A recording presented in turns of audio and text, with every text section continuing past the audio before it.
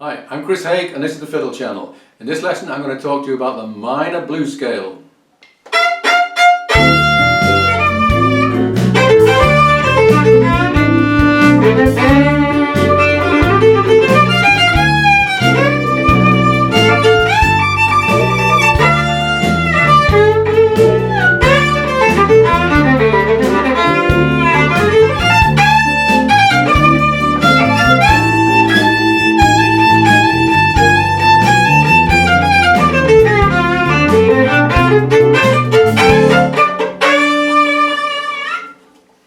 You will have heard me, probably if you've watched some of my videos before, going on quite a lot about the major blues scale and occasionally about the minor blues scale. And I'm perfectly well aware that a lot of people, including most guitarists, only recognise one scale. So I'm going to hope to persuade you in this video that it's well worth thinking about two different blues scales, a major and a minor. So I'm going to show you in various different contexts how you can use what I call the minor blues scale, and at the end I'll try and explain why I think you should decide, are you going to use the minor or the major. First of all, let me remind you of what I mean by the major blues scale. It's based on the major pentatonic, which in the key of D would be, and to that we add the flattened third. That's the major blues scale. In the same key of D, this is what I mean by the minor blues scale.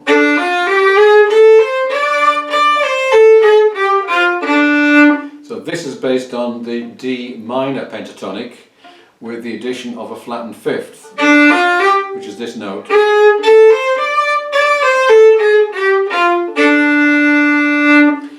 So this will work over a tune that is in D minor, and in certain circumstances it will also work in a tune that is in D major, and I'll explain a bit more about that later on.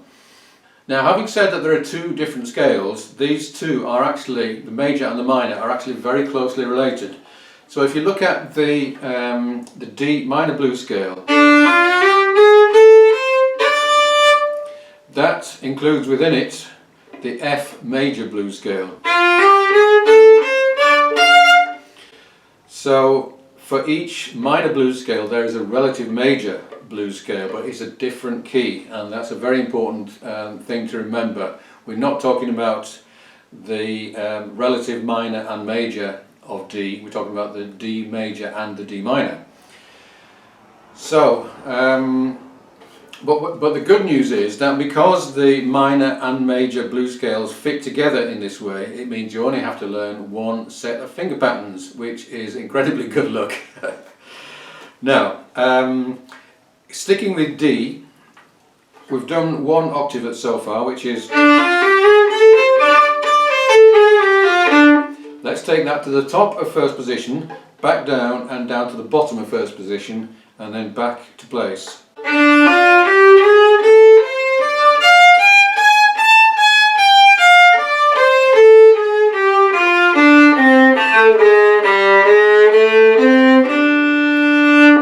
So you might think that's a bit of an odd way to do a scale, because in classical scales you normally do one octave or two octaves, and you start and end on the root. What we're doing is starting with the most convenient octave, going up but not changing position, because we're all about simplicity here, and then when you get down to the bottom there are some notes left often below that, so we go and then we go up again, just so we get the satisfaction of ending on the root. So whatever key you're looking at, first of all find the single octave and then work out the full first position. Let's hear that played over the 12-bar blues in D.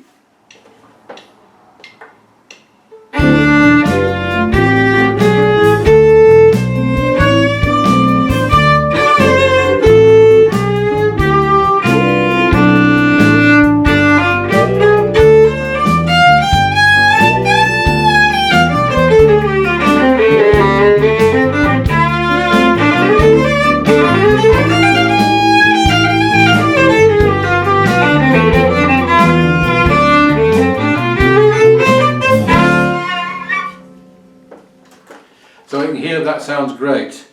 Part of the reason it sounds great is that all of the Ds are D7s, but we'll come to that later. Now, so far we've concentrated on first position, but it's a really good idea in the long run to be able to play these in what I call closed position, which means no open strings. And the best thing to do, if you can, is to start with your third finger on the root. So for a D, that would be there. So then we're going to go up the scale, starting on the third finger.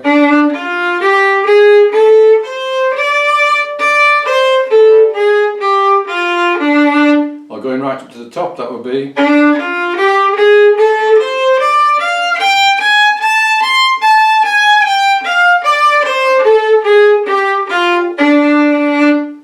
Now you might well ask, why are we doing this rather silly thing of going into a difficult position and what's more, starting on a third finger? The reason is that after the third finger we have the first finger on an F, playing our good old trusty major blues scale fingering. So it's only that we're starting on the lower note, and that's why it's the third finger, because we've learnt already to start on the root of the major. So we're effectively playing either the F major blues scale or the D minor blues scale, and those two are interlocking together. So that is, I suppose it's slightly unfortunate that you have to do that little bit of mental mathematics in order to work out how you're going to get to that familiar fingering, but I think that's well worthwhile. If it doesn't come automatically to you, then if you want to do a minor blues scale, often think of what is the major blues scale and work on that. Now let's try a different key. Let's try the E minor blues scale. So one octave.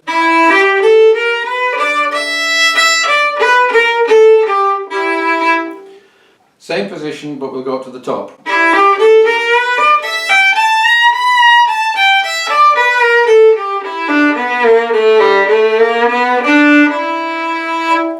Now let's do the same fingering trick. So we're going to start with our third finger playing an E.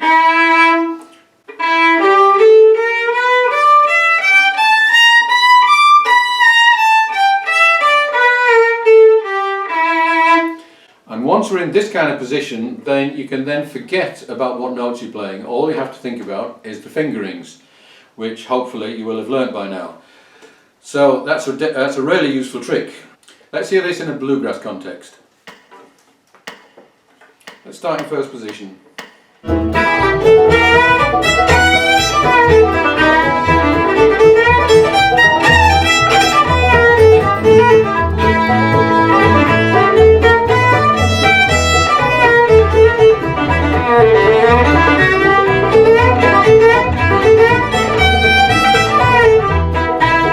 Now to third position.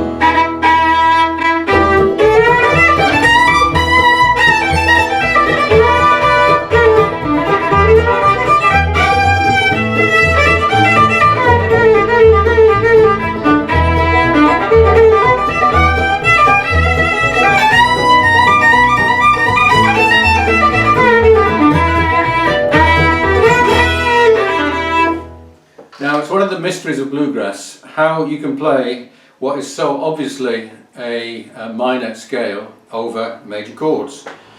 And the ear has got used to, in bluegrass, this clash between the minor and the major. I think it's to do with the origins in the old modal mountain music, which was often kind of a minor feel, even over major chords. So that works pretty well. One thing you can do with bluegrass is a neat trick of moving in and out between major and minor fields. So let's just have a little go at that. So we're going to do some E minor and some E major. And you'll hear that that works really pretty well in this context. Start off with a major.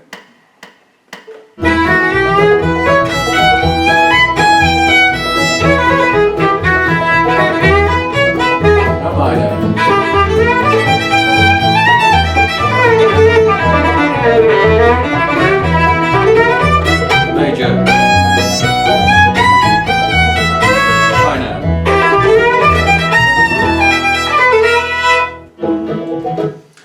This is great fun and it adds a lot of interest both for you and for whoever's listening to you. So do try that, swapping between the major and the minor. And remember, not the relative minor, but the same major and the same minor.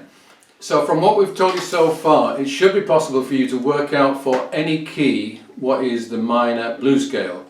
And also, it may be helpful for you to work out what is the relative major in case you want to use that fingering. This will particularly be useful when you come to the really difficult keys.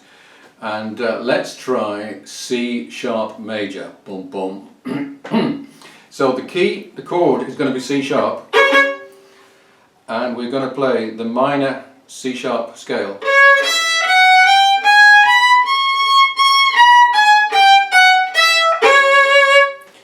Pretty tricky. So what do we have to think about?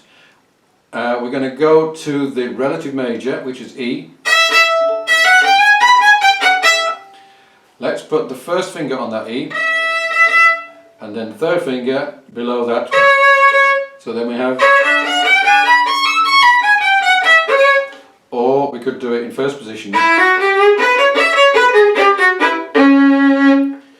So the third finger is playing the root and the first finger is playing the next note of the scale. So we got some southern rock now. Just listen to a couple of bars and then we'll join in.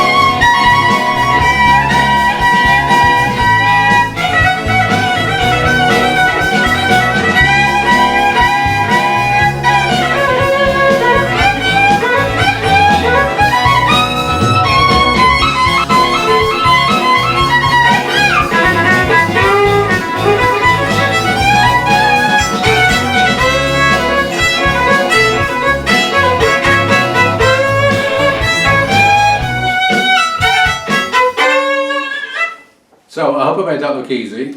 It actually is pretty easy once you know how to do it. So to summarise, we have two different blues scales, a major blues scale and a minor blues scale, but they both use the same finger patterns. Now how do we decide which one we're going to use? So if we're in the key of A, you can play potentially either the A minor blues scale or the A major blues scale. How do you decide which to do? It depends quite a lot on the genre. If you're playing gypsy jazz, for example, the chances are that it's going to be the major blues scale that's going to work. And this is really how I first discovered that there was such a thing as a major blues scale, because I knew vaguely what a blues sounded like, and I knew that the feel of the minor blues scale didn't fit. But by applying the major, you can play bluesy things over something like Dinah, for example. And remember that in a lot of jazz, early jazz, swing jazz, etc., and easy listening jazz, most of the majors are major sevenths and not sevenths. And for those technically minded, that means that, for example, in a C major, the seventh is the sharp seventh, as opposed to the flat seventh. So let's just hear a little bit of smooth jazz, and just for entertainment I'm going to start off with the minor blues scale, then I'll show you the major blues scale.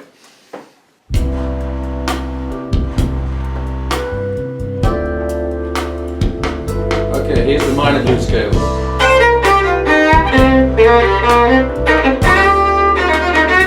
And here's the major.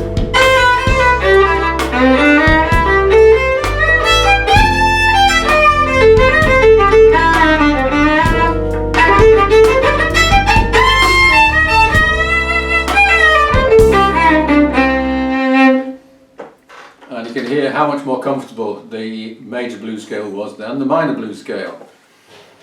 You'll sometimes get a clue from the melody, and if the melody has a prominent major 7 note, then you'll also know that we're going to be looking at the major blues scale. Something like Somewhere Over the Rainbow, for example. We're in G, and that's an obvious major 7. So it's going to fit, and it's obviously not going to fit. If it's a real 12-bar blues, a real down dirty 12-bar blues, and all of the chords are 7th chords, then it's pretty certain that it's going to be the minor one that you want. And if it's actual minor chords, then also it's going to be the same minor blues that you're going to play. So let's just have a listen to an A minor blues tune.